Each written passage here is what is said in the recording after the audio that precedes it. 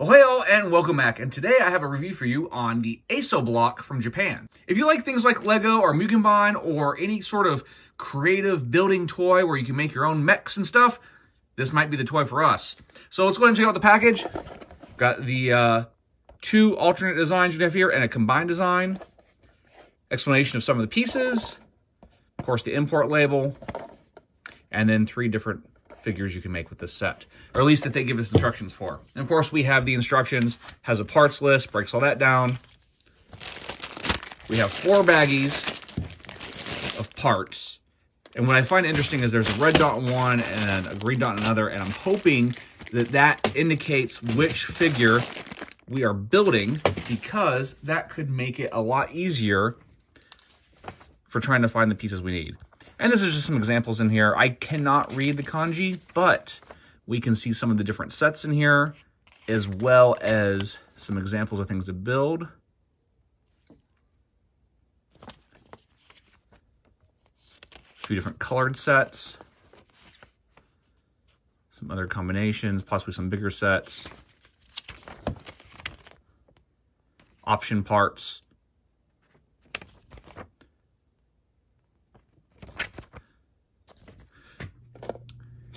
All right, now that we're done with the basics, I'm gonna go ahead and build these first 2 modes.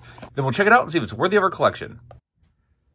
So here we have everything assembled, and I'm actually pretty surprised about how big these are. For the size of the package, I actually thought they were gonna be much smaller, especially with other types of figures in this similar vein that I have messed with. But these are really heavy duty as far as plastic thickness and the overall mass of them, which is pretty nice and unexpected. So we have the 2 main characters that you form. They use these clear pieces here as forming as the weapon.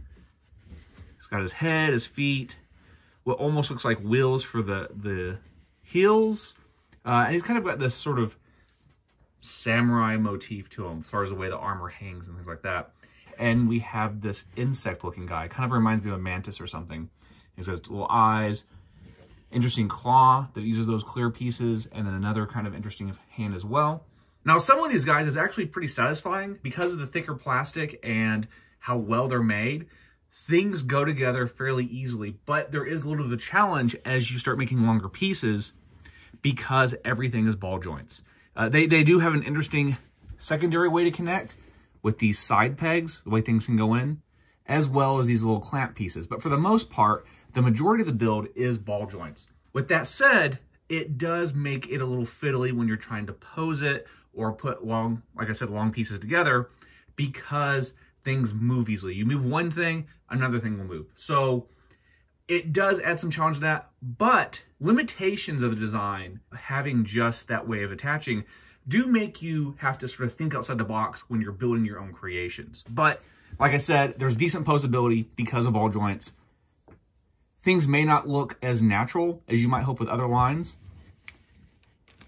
but I think this is a pretty good tool for coming up with your own creations. And just to compare them in size, here is a Voyager Transformer figure. And you can see he's a little bit shorter, but not by a whole lot. And then this is the Gene Block series, which actually is pretty similar in the way that it builds, but it allows itself to have a lot more versatility because there's a lot more variety in parts, and as well as different sort of ways to connect those parts. And of course, while Gene Block is sort of hard to get now, it's pretty cool where these, though expensive, can still be found online, especially if you're willing to sort of wait and hunt on eBay. Now, I didn't show you guys building it because building it is a little tedious, because the instructions you see here are, while pictured and numbered, there's still a bit of them in Japanese, and so you don't have a full description of parts, and so there's a lot of hunting and trying to find the right part and sort of snap it together. It's just not camera friendly for trying to put it together. Another note about building is that the baggies had these little dots, which you would think was sort of reserving them from different things, but it really didn't matter in the end because you had to sort of pull out of all the bags for different pieces. So let's go ahead and get this figure combined into its final form and see what this really leads up to. All right, and here we have him combined in the ultimate form.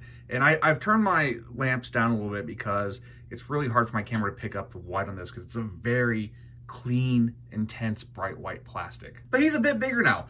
And so here he is with the Prime again. And you can see how he went from being shorter to being taller when you combine both those kits. And you also kind of see how heavy duty this plastic is, how thick and bulky it is, which I think is pretty good. I think it shows to the quality of the piece, but it also does lend itself to some limitations. One thing to point out, as I was building this, and I went through all the pieces to double check, but I did find there was some error in the instructions. But what I'm finding the error is actually in the hand design. The pieces don't seem to mesh up. I may have made a mistake, but I don't think I did. But what I found is that I had two pieces that are being used for the hand that are white, where they all should have been black.